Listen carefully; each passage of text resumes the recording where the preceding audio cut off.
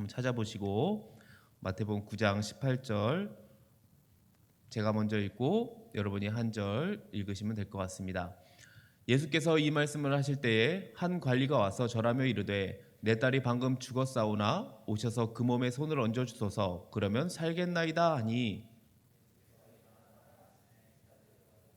12해 동안이나 혈루증으로 앓는 여자가 예수의 뒤로 와서 그 겉옷가를 만지니 예수께서 돌이켜 그를 보시며 이르시되 딸아 안심하라 내 믿음이 너를 구원하였다 하시니 여자가 그 즉시 구원을 받으니라.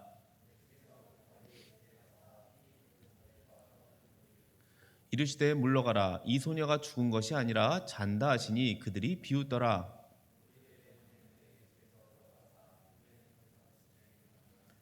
그 소문이 그 온 땅에 퍼지더라.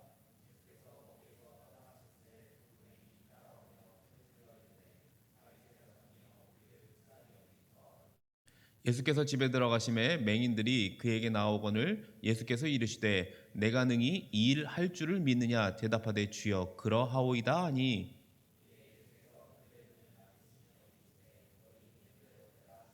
그 눈들이 밝아진지라. 예수께서 엄히 경고하시되 삼가 아무에게도 알리지 말라 하셨으나 그들이 나갈 때에 귀신 들려 말 못하는 사람을 예수께 데려오니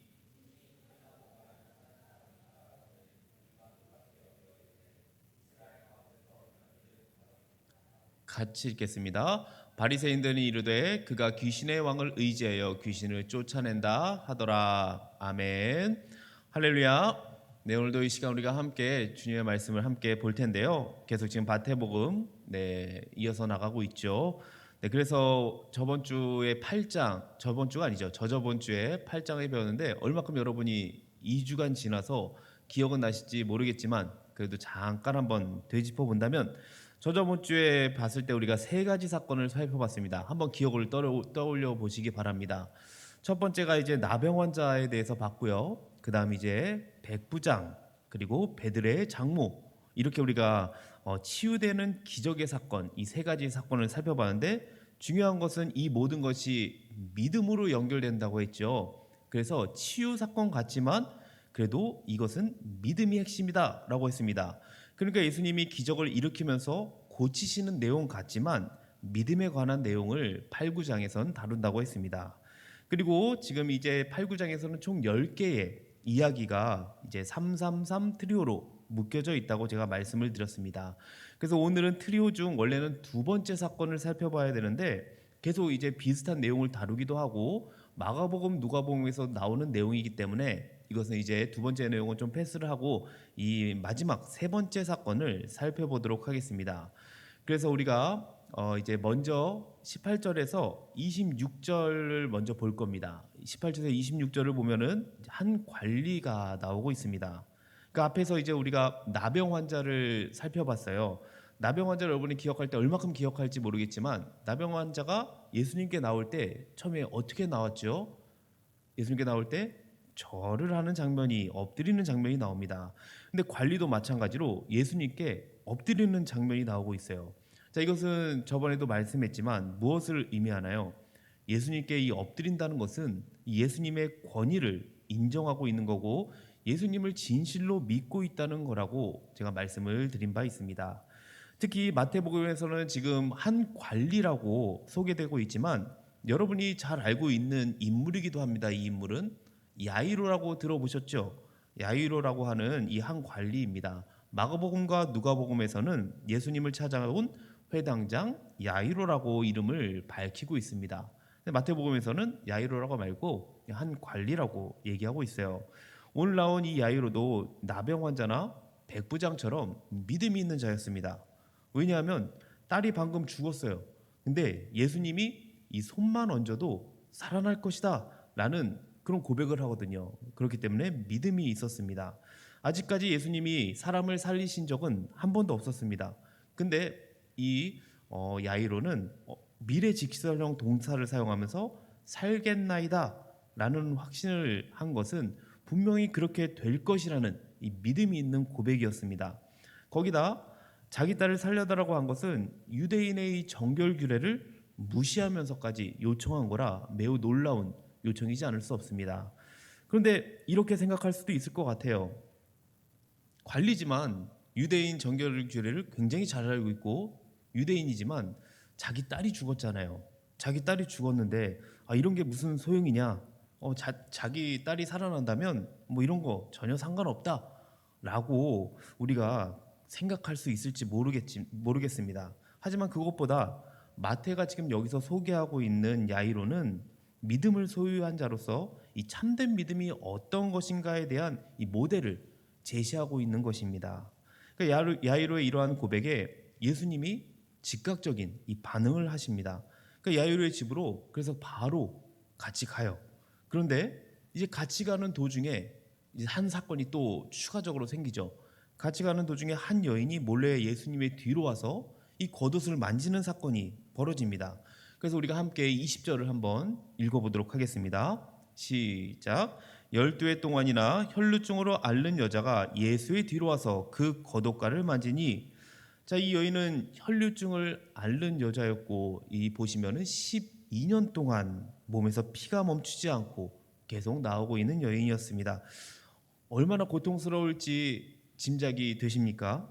문제는 이 몸의 고통뿐만 아니라 이 피가 멈추지 않는 이 혈루병은 뭐로 구분이 되죠? 부정한 여인으로 구분이 된다는 거예요. 그러다 보니까 우리가 저번에 살펴봤던 이 나병 환자, 몸에 이제 거의 썩어 들어가는 병들은 이게 구별된다고 했죠. 못 들어갑니다. 이 성전에 들어올 수도 없고 그리고 혼자 떨어져 살아야 됐습니다. 이런 것과 같이 고립되어서 힘든 삶을 살아야 됐던 이 여인이었습니다. 이런 어려운 상황 가운데 예수님의 소문을 듣게 됩니다. 그리고 예수님이 이제 지나간다는 소식을 들었어요. 근데 이제 고침 받고 싶었겠죠. 근데 보니까 예수님 뒤에 갈 수가 없는 거예요. 왜 그럴까요? 부정한 여자니까요. 그리고 가까이 근처에 간다면 분명 사람들이 뭐라고 했을 겁니다. 그래서 굉장히 아마 주변에서 얼쩡얼쩡 거렸을 거예요. 그러다가 용기를 냅니다. 용기를 내서 예수님 뒤에 다가가서 예수님의 이 옷자락을 만집니다. 그리고 어떻게 됐죠? 예수님이 내 믿음이 너를 구원하였다 라면서 이 병이 났습니다. 우리가 여기서 생각해야 될 한 가지가 있습니다. 뭐냐면 다른 복음서와 비교해서 보면 이 수많은 군중들이 주님을 에워싸서 야이로의 집을 향해 가고 있다고 나오고 있습니다. 그러니까 마태복음에서는 나오진 않고 있는데 마가복음, 누가복음에서 보면은 수많은 군중들이 예수님을 둘러싸고 야이로의 집을 함께 갔단 말이에요. 그러면 거기에는 분명 이 혈루증 여인처럼 불행을 당하는 사람들도 있었을 거예요. 그리고 병든 자도 분명히 예수님을 따랐을 겁니다. 낫고 싶어하는 그 간절한 마음이 다 있었을 거란 말이에요. 그러다 보니까 분명히 주님 곁에서는 이 옷을 스치는 사람도 있었을 겁니다. 그리고 심지어 몸을 터치한 사람도 있지 않았을까라는 생각이 듭니다. 그런데 왜 오직 혈루증하는 여인만 주님께 치료를 받았냐 이거죠. 그렇죠? 이 여인만 치료를 왜 받았을까요? 이 사실을 알아야 오늘 본문이 말하는 것을 우리는 깨닫게 됩니다. 야이로의 간절함, 아니면 혈루증의 여인의 이 간절한 바람이 고쳐진 걸까요? 간절함은 아니겠죠. 왜냐하면 간절한 사람들은 다 그 주변에 있었을 테니까요. 이 간절함은 주님을 따르는 많은 무리들 중에서도 분명히 있었을 거예요. 이 여인은 간절함을 넘어섭니다. 예수님이 나의 병을 낫게 해준다는 굳건한 신뢰가 바탕이 돼 있어요. 그 신뢰를 바탕으로 예수님께 나아가 옷을 만지는 이 행동을 보여주고 있습니다. 그러니까 예수님은 이 여인의 신뢰와 행동을 믿음이라고 인정하십니다. 그 믿음이라는 개념을 우리가 이것만으로 말할 수 있는 것은 아니지만 우리가 공건복음에서의 믿음을 설명할 때는 하나님께 전적으로 도움을 구하고 그분을 신뢰하는 것이 참된 믿음이라고 말하고 있습니다. 예수님이 너의 병이 나았다가 아니에요. 너의 병이 나았다가 아니라 내 믿음이 너를 구원하였다라고 말씀하고 있습니다. 보통 우리가 육체의 치유를 받으면 병이 나았다고 합니다. 병이 나았다. 그런데 여기서는 병이 나았다가 아니죠. 구원하였다라고 말씀하거든요. 이렇게 특별히 말씀하신 것은 육체적인 문제와 더불어서 영적인 문제도 해결되었음을 보여주고 있습니다. 우리가 함께 살펴보지는 않았지만 9장 2절에서도 이것을 볼 수 있습니다. 우리가 함께 9장 2절을 함께 읽어보도록 하겠습니다. 시작. 침상에 누운 중풍병자를 사람들이 데리고 오거늘 예수께서 그들의 믿음을 보시고 중풍병자에게 이르시되 작은 자야 안심하라 내 죄사함을 받았느니라. 침상에 누운 중풍병자를 데리고 나온 이들을 보시고 예수님은 믿음을 보셨다고 말씀을 합니다. 그리고 치유함을 받았다고 하나요? 아니죠. 치유함을 받았다가 아니라 죄사함을 받았다라고 말씀을 하십니다. 자, 이것 또한 혈루병 여인과 마찬가지로 예수님이 육체적 이 문제에만 관심을 갖는 것이 아니라 그들의 영적인 문제를 해결하는데 관심이 있다는 것을 보여줍니다. 환자의 입장에서는 어떤가요? 내가 치유만 받으면은 난 치유만 받았으니 받으면 괜찮아. 치유만 받으면 됐지. 라는 것이 해결이 되는 거예요. 그런데 예수님은 그것을 넘어 이 죄사함의 문제까지 말씀하고 계십니다. 그 영적 회복의 의미까지 지금 포함하고 있는 거예요. 이처럼 구원은 전인격적으로 이루어지는 것입니다. 또한 중풍병자 사건을 통해서 우리가 더 한 가지 살펴봐야 될 것이 있습니다.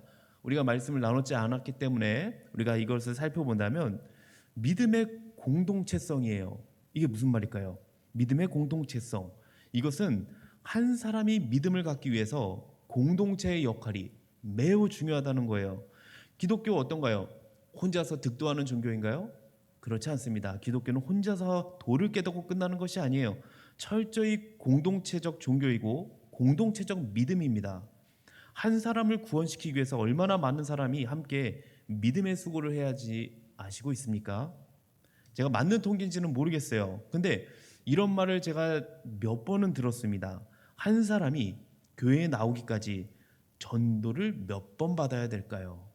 한 사람이, 그러니까 한 번도 그냥 예수님을 모르는 사람이, 한 사람이 이 교회에 나오기까지 전도를 몇 번이나 받아야 될까요?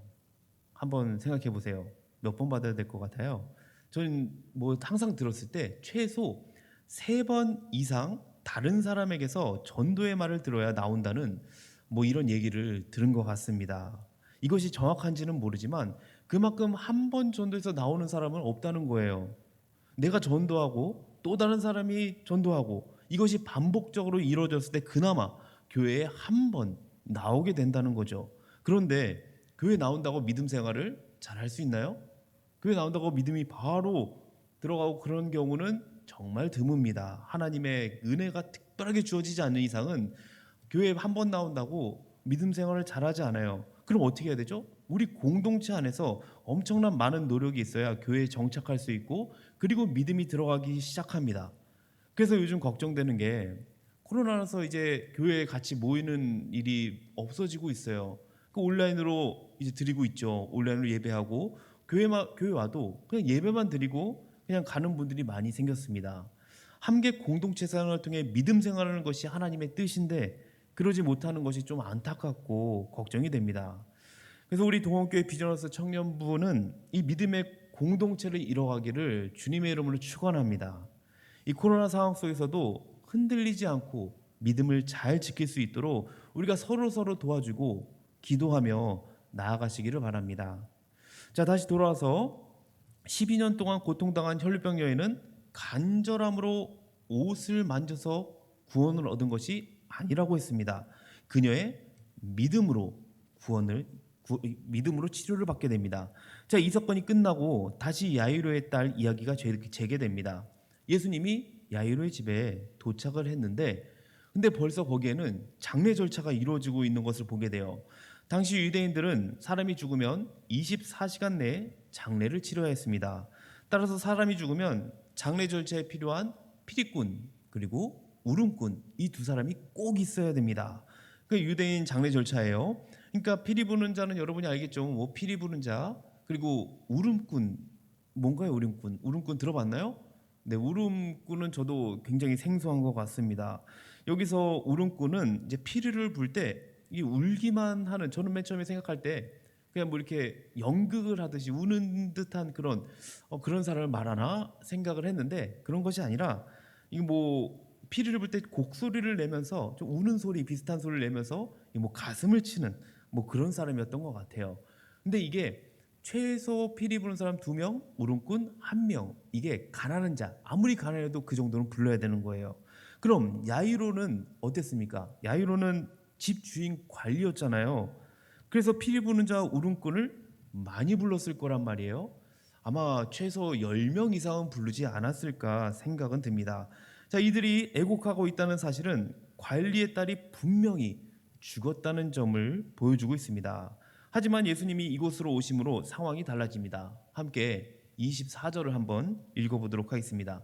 24절에 이르시되 물러가라, 이 소녀가 죽은 것이 아니라 잔다 하시니 그들이 비웃더라. 잔다. 네, 예수님이 그들에게 물러가라고 하면서 이 소녀는 죽은 게 아니래요. 잔다라고 하고 있어요. 자, 여기서 잔다는 표현이 뭘 의미하는 걸까요? 예수님이 왜 죽었는데, 분명히 죽었는데 왜 잔다라고 표현을 하는 걸까요? 예수님이 이런 선을 통해서 소녀의 육체적인 죽음을 부인하고 있는 걸까요? 아니야, 이 소녀는 죽은 게 아니야 라는 것을 부인하고 있는 걸까요? 아니면 단순히 잠을 이 죽음의 비유로 사용할까요? 그것도 아니면 소녀의 죽음을 재해석하고 있는 걸까요? 여러 가지로 예수님이 왜 잔다고 표현했는지 좀 헷갈리는 것 같습니다. 자, 일단 소녀의 죽음에 대해서는 확실한 것 같아요. 죽음에 대해서만큼은 애곡하는 자들이 이곳에 있다는 것은 소녀의 죽음을 확실하게 증언해주고 있거든요. 거기다 마태복음 안에서 살펴봤을 때 단순히 자는 소녀를 깨운 사건이라고 한다면 과연 마태가 이 사건을 예수님의 대단한 이 기적들과 함께 이곳에 기록할 필요가 전혀 없다는 거죠.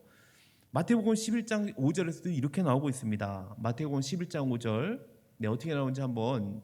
맹인이 보며 못 걷는 사람이 걸으며 나병 환자가 깨끗함을 받으며 못 듣는 자가 들으며 죽은 자가 살아나며 가난한 자에게 복음이 전파된다 하라.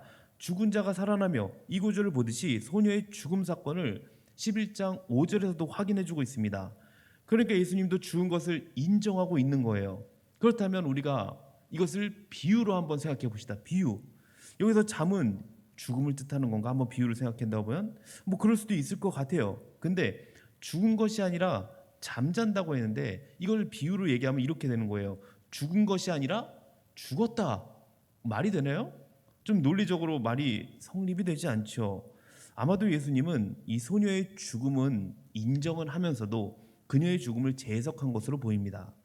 그러니까 그녀가 죽은 것은 사실인데 그녀의 죽음은 잠을 잔 것 같이 다시 살아날 죽음이다라는 거예요. 그러니까 이렇게 제가 한번 바꿔봤습니다. 그녀가 죽었으니 영원히 깨어나지 않을 것으로 너희는 여기겠지만 그녀는 곧 깨어날 것이다. 끝이 아니라 예수님의 능력으로 살아날 것이다.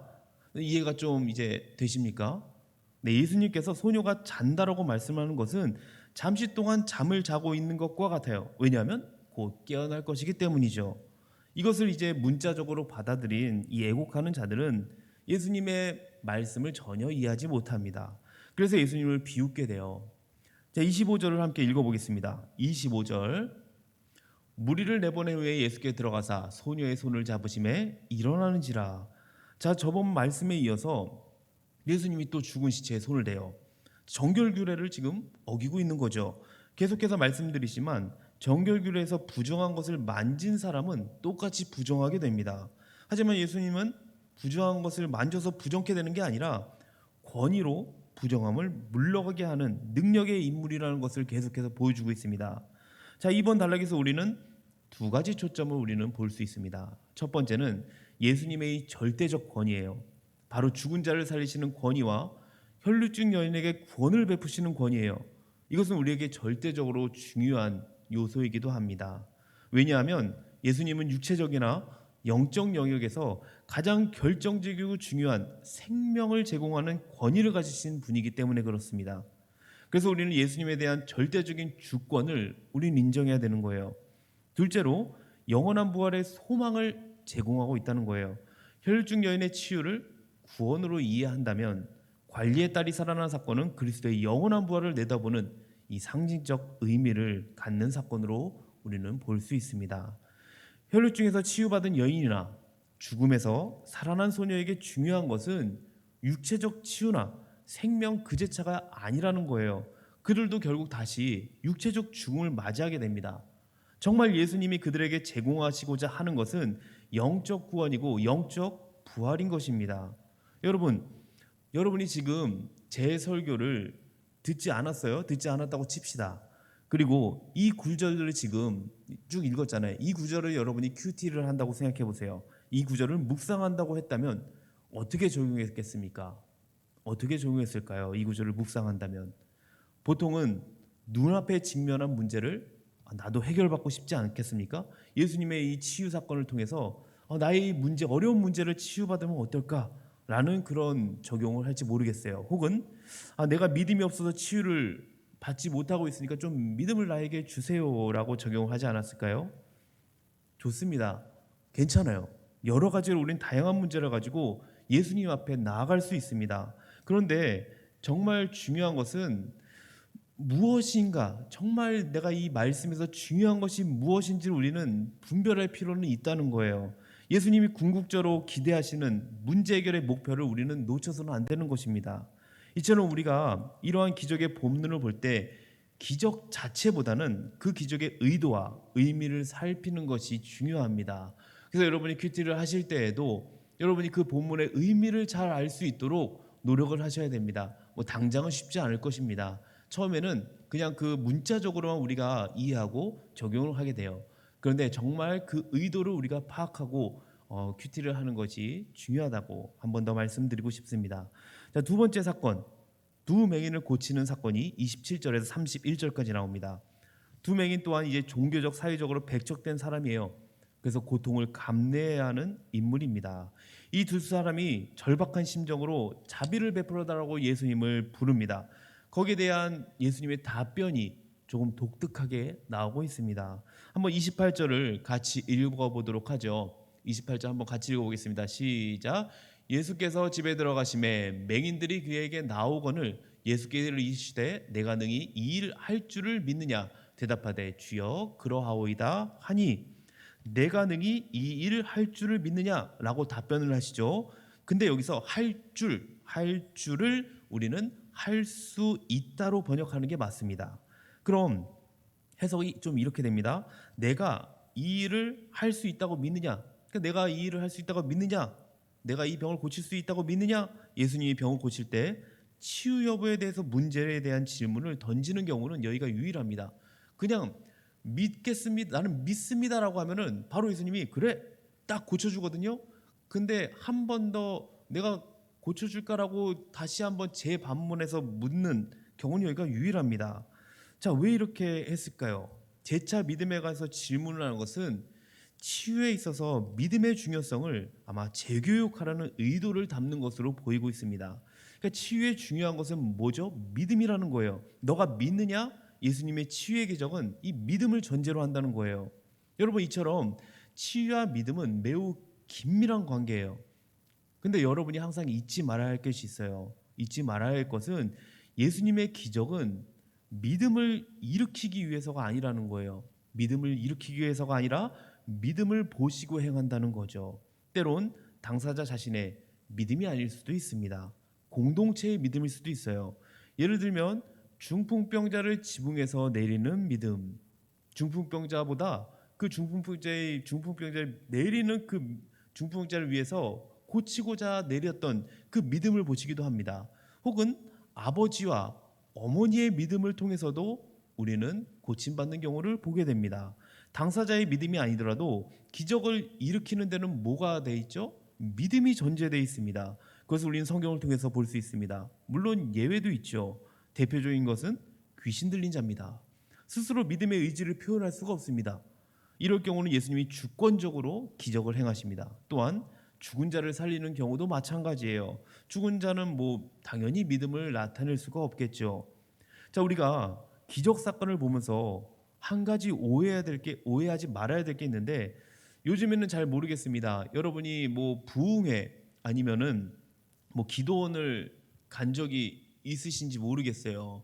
근데 거기를 가면은 기적들이 일어나는 것을 많이 접할 수 있습니다.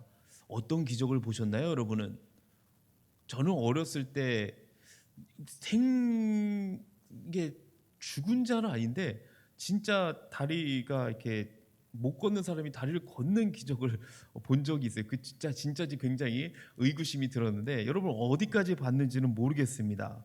자, 그러면 대부분은 이런 기적의 사건, 뭐 갑자기 진짜 걷지 못하는 사람이 걸었다. 아니 팔이 못 쓰는 사람이 같이 팔을 쓰게 됐다. 네, 그런 기적들 여러분 보셨나요? 그런 기적들을 보면 나도 예수님을 믿을게요. 예수님을 믿습니다라고 그렇게 말합니다. 그럼 이 기적들이 전도의 수단이 될 수 있지 않을까요? 라고 생각이 들 수도 있을 것 같아요. 물론 전도의 수단이 될 수 있습니다. 하지만 적어도 예수님에게 있어서는 기적이 전도의 수단은 아니었습니다. 예수님이 기적을 수단으로 사용하려고 했다면 이 기적을 많은 사람들에게 계속 알렸을 거예요. 그런데 예수님 뭐라고 말하죠? 오히려 알리지 말라고 하십니다. 자, 이처럼 기적을 통해서 믿음을 갖게 되는 것은 아니라는 거예요. 기적을 본다고, 기적을 체험한다고 믿음을 갖는 것은 아니라는 거죠.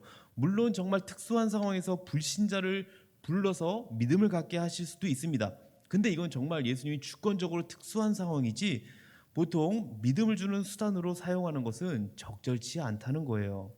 자, 마지막으로 이 귀신 들려서 말 못하는 사람을 고치십니다. 이 단락은 아주 간략하지만 모든 사건을 취합하는 사건입니다. 왜냐하면 하나님 나라가 이 땅에 임했다는 이 성취를 보여주고 있거든요. 이사야 35장 5절 6절을 우리가 한번 같이 읽으면 좋을 것 같습니다. 이사야 35장 5절 6절을 한번 같이 읽어보겠습니다. 시작. 그때 맹인의 눈이 밝을 것이며 못 듣는 사람의 귀가 열릴 것이며 그때 저는 자는 사슴같이 뛸 것이며 말 못하는 자의 혀는 노래하리니 이는 광야에서 물이 솟겠고 사막에서 시내가 흐를 것임이라. 자, 이처럼 하나님 나라에서만 있을 수 있는 치유가 지금 이들에게 임했습니다. 예수님은 메시아로서 이 땅에 오셔서 사탄의 굴레와 질병, 사망으로부터까지 해방시키는 사역을 하고 계십니다. 이것을 우리는 8장, 9장에 걸쳐서 살펴봤고 치유사역의 중심축은 뭐라고 했죠? 믿음이었습니다. 모든 이야기가 믿음에 관한 내용을 다루는 것을 우리는 계속해서 살펴봤어요. 여러분, 오늘 복음서에서 믿음에 대해서 한 번 더 생각해 보시기 바랍니다. 믿음, 과연 믿음이란 무엇일까? 여러분이 생각하는 믿음은 무엇입니까? 믿음 무엇인 것 같아요? 여러분이 믿음을 생각할 때 바울의 믿음을 많이 생각합니다. 바울의 믿음 친숙하죠. 교리적인 거, 신앙 고백적인 믿음, 굉장히 이것은 우리가 친숙하고 잘 알고 있습니다. 그런데 복음서에서 말하는 이 믿음은 잘 몰라요. 복음서에서 믿음은 예수님이 돌아가시기 전이에요. 그리고 제자들이 고백하기 전에 믿음을 얘기하고 있어요. 그렇기 때문에 공간복음에서 믿음은 지금 무엇을 얘기하냐면 하나님께 전적으로 도움을 구하는 거예요. 하나님께 전적으로 도움을 구하고 주님만 신뢰하는 것이 믿음입니다. 그러니까 신뢰감, 의존감인 거죠. 여러분, 온전히 주님만 신뢰하시기 바랍니다. 그리고 온전히 주님만 여러분 의존하시기 바랍니다. 그러시겠습니까? 아멘. 여러분 정말 주님을 온전히 믿으시기 바랍니다. 전적으로 도움을 구하세요. 그리고 주님만 신뢰하세요. 그럴 때 그 믿음이 여러분을 고침받고 그리고 또 구원으로 이끌 것입니다. 여러분 온전히 주님만 신뢰하고 참된 믿음을 소유하는 우리 청년부 되시기를 주님의 이름으로 축복합니다. 아멘. 이 시간 우리가 함께 또 찬양하고 기도하는 시간을 가졌으면 좋겠습니다. 오늘 또 찬양할 때 주발 앞에 무릎 꿇고 함께 찬양할 텐데 정말 여러분 앞에 믿음에 대해서 한 번 더 생각해보는 시간을 가졌으면 좋겠어요. 믿음, 과연 믿음, 내가 정말 생각하는 믿음은 뭔가? 나는 예수님을 믿어요 할 때 어떻게 믿고 있습니까? 그냥 지식적인 믿음으로 그냥 예수님 뭐 여태까지 내가 그 사랑이 나를 위해서 죽으시고 부활하신 그 지식적인 이론적인 그 예수님을 믿고 있습니까? 근데 이 복음서 믿음 뭐죠? 지금 뭘 얘기하고 있죠? 지금 여태까지 8, 9장을 우리가 살펴봤는데 전적으로 하나님께 전적으로 도움을 구하는 거예요. 내가 정말 하나님 도움을 내가 정말 구하고 그리고 온전히 주님을 내가 신뢰한다는 그 믿음을 갖고 우리가 나아가는 겁니다. 그리고 거기뿐만 아니라 모든 것은 거기에 대한 행동이 동반됐어요. 옷자락을 만지는 행동, 다 주님 앞에 나오는 절하는 행동, 모든 게 주님 앞에 나아갈 때에 그것이 이루어졌습니다. 그래서 여러분 정말 주님을 의존하시면서 주님 앞에 나아가시기 바랍니다. 그것을 믿고 우리 함께 찬양하고 우리 기도하는 시간을 갖도록 하겠습니다. 우리 같이 주 발 앞에 무릎 꿇고 찬양하겠습니다.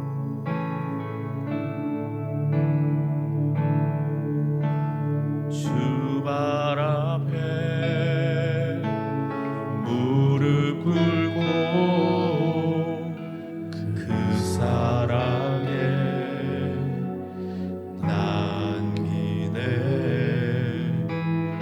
어떤 말도 그 어떤 소리도 그 발 앞에서 잠잠해지네.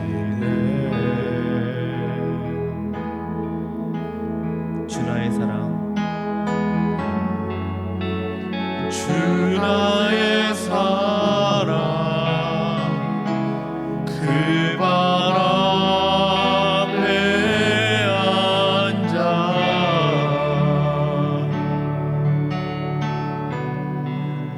내 모든 기도는 사랑의 노래가 되네.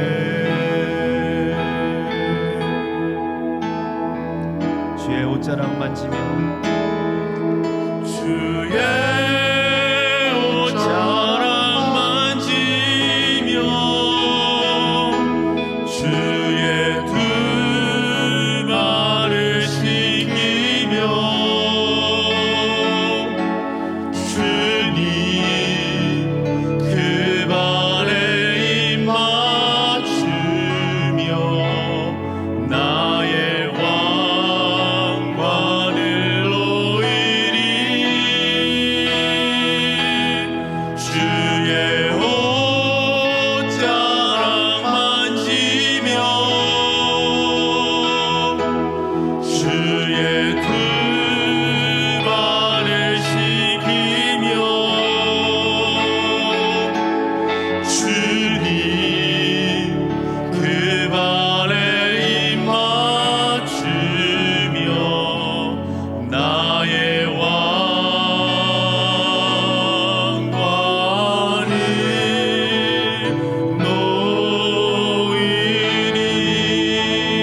놓이리.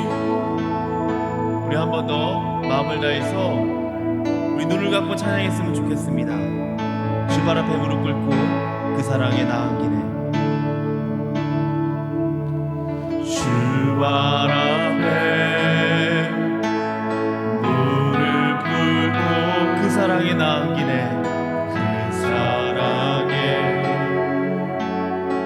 우리 주님의 사랑이 안기기 원합니다. 어떤 말도 그 어떤 소리도 그 발 앞에서 잠잠해지네.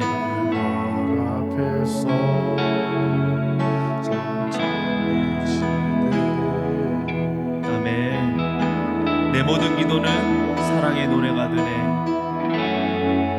내 주 나의 사랑 그 발 앞에 앉아 그 발 앞에 앉아 내 모든 기도는 사랑의 노래가 되네. 내 모든 기도는 사랑의 노래가 되네.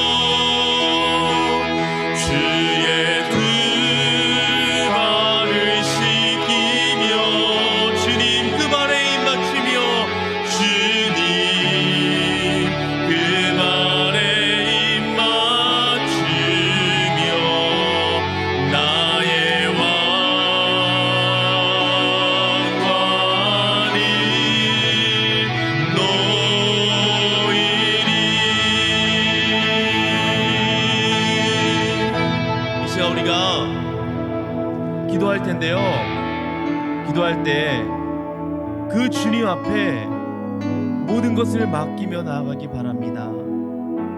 내 뜻, 나의 생각, 이것보다는 주님의 뜻과 주님의 생각을 우리가 먼저 구하기 원합니다. 그래야 우리가 주님 앞에 전적으로 도움을 구할 수 있어요. 내 생각이 아니라 주님 앞에 우리가 모든 것을 맡길 수 있는, 주님께 모든 것을 구할 수 있는, 그래서 주님만 신뢰할 수 있는 그 믿음으로 우리가 나아가길 바랍니다. 그래서 우리가 온전히 그 주님만 내가 전적으로 의존하며 나아갈 수 있도록 우리가 그렇게 도움을 구하면서 나아갔으면 좋겠습니다. 우리가 그런 믿음의 기도를 하시기 바랍니다. 그리고 내가 알고 있는 그 믿음, 그것보다 정말 내가 주님, 온전히 그 주님을 향한 그 신뢰를 향한 그 믿음으로 내가 갖고 주 앞에 나아가기를 바랍니다. 오늘 이 말씀과 같이 내가 주 앞에 나아가기 바라요. 내가 주 앞에 더욱더 내가 순종하러 나아가기 바랍니다. 주 앞에 우리가 다시 그러지 못하고 있다면 회개하고 주 앞에 다시 나아가기 바랍니다.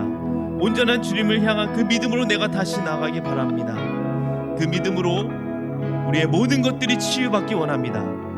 육체뿐만 아니라 이 영적인 치유까지 받아서 주 앞에 다시 새롭게 내가 나아갈 수 있도록 그 믿음을 우리가 구하며 나아갔으면 좋겠습니다. 그 믿음을 향해서 우리가 나아갈 수 있도록, 그리고 생각나는 우리 주변에 우리 지체들이 있다면 그 친구들을 위해서 같이 기도했으면 좋겠어요. 믿음은 우리가 같이 함께 공동체적 사역을 같이 하는 거예요. 혼자서 하기 힘든 사람들이 있을 거예요. 그 주변의 친구들을 위해서 우리가 같이 믿음으로 기도해 줬으면 좋겠습니다. 그 친구들도 같이 믿음으로 함께 주님을 예배하며 주님의 자리로 나올 수 있도록 우리가 함께 생각나는 우리 주변의 우리 지체들을 위해서 함께 기도했으면 좋겠습니다. 오늘 이것을 위해서 같이 한번 주여 한번 외치고 우리 같이 기도하며 나아가도록 하겠습니다. 같이 주여 한번 외치고 기도하며 나아갑니다. 주여, 주님, 이 시간도 주님 앞에 하나님 아버지 우리가 기도하며 나아갑니다. 주님, 정말 오늘 이 정말 치유 사역에 있어서 정말 중요한 것은 믿음의 하나님 아버지 배웠습니다. 너가 믿느냐? 예수님의 치유의 기적은 모든 것을 믿음의 전제로 합니다. 여러분, 치유의 하나님 아버지 믿음과 정말 하나님 아버지 긴밀한 관계를 우리가 기억하면서 정말 잊지 말고, 정말 내가 믿음을 일으키기 위해서 하는 것이 아니라 주님께서 믿음을 모시고 행한다는 것을 잊지 말고 정말 내가 온전한 주님의 신뢰와 하나님 아버지 행함을 갖고 하나님 아버지 나아갈 수 있도록 인도하여 주시옵소서. 전적인 하나님 주님을 의존을 갖고 하나님 아버지 내가 나아갑니다. 주님, 내가 온전히 주님을 신뢰하지 못하고 있던 것이 있었습니까? 정말 나의 뜻대로 행하고 있던 것이 있었습니까? 나의 의지로 행한 것이 하나님 아버지 용서하여 주시옵소서. 온전히 주님을 내가 신뢰하며 나아갑니다. 주님, 내가 하나님 아버지 고침받기 원합니까? 주여, 하나님 아버지 내가 주님만 온전히 신뢰하며 그렇게 할 수 있다는 주님, 그 하나님 아버지 주님의 하나님 믿음을 갖고 내가 하나님 아버지 앞에 나아갈 때에 주님 모든 것이 고침받을 줄 믿습니다. 영적인 하나님 아버지 구원을 허락하여 주시옵소서. 우리 가운데 하나님 아버지여, 정말 하나님 아버지 믿음을 넣어 주시고, 정말 하나님 아버지 아직도 나오지 못하고 있는 많은 지체들이 있습니다. 믿음을 갖고 나오지 못하는 많은 지체들이 있습니다. 우리가 하나님 아버지 주변에 갖고 있는 우리 친구들 같이 함께 하나님 아버지 기도하며 나아가오니 그들에게 하나님 아버지 믿음을 넣어 주시고 다시 예배의 자리로 나와 주님을 만나고 주 앞에 나아갈 수 있도록 주여 인도하여 주시옵소서. 주님, 하나님 아버지 이 가운데 하나님 아버지 하나님 나라가 임하게 하여 주시옵시고, 정말 하나님 아버지 예수 그리스도가 정말 했던 모든 사건들이 이 자리에서 하나님 아버지 일어날 수 있도록 주여 인도하여 주시옵소서. 성령님께서 하나님 아버지 충만하여 주시고 늘 하나님 아버지 성령 충만한 가운데에 주님을 하나님 아버지 찾으며 하나님 바라보며 나아갈 수 있도록 우리 청년들을 붙잡고 인도하여 주시옵소서. 온전히 주님만 바라보며 나아갈 수 있는 우리 청년들 되기 원합니다. 이때에 더욱더 주님을 찾게 해주시옵시고 주님 말씀과 기도 가운데 거할 때에 주께서 주시는 놀라운 은혜를 하나님 아버지 경험하며 나아갈 수 있도록 도와주시옵소서. 주께서 역사할 줄 믿습니다. 주여 함께하여 주시고 이끌어 주시옵소서.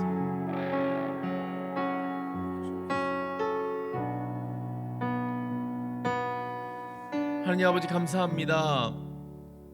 오늘 우리에게 말씀하신 그 말씀 들고 우리가 기도하며 나아갑니다. 주님께서 우리에게 깨닫는 은혜가 있었다면 주님 잊지 말고 우리가 그 믿음대로 행하며 나아갈 수 있도록 우리를 이끌어 주시옵소서. 믿음이 모든 것을 이길 줄 믿습니다. 믿음으로 우리가 승리할 줄 믿습니다. 그래서 날마다 승리하는 우리 청년부 되게 하여 주시옵소서.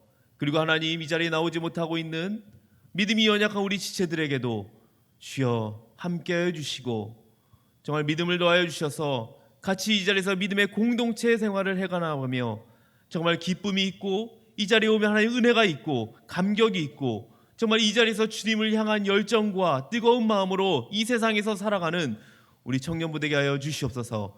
감사드리며 예수님 이름으로 기도합니다. 아멘.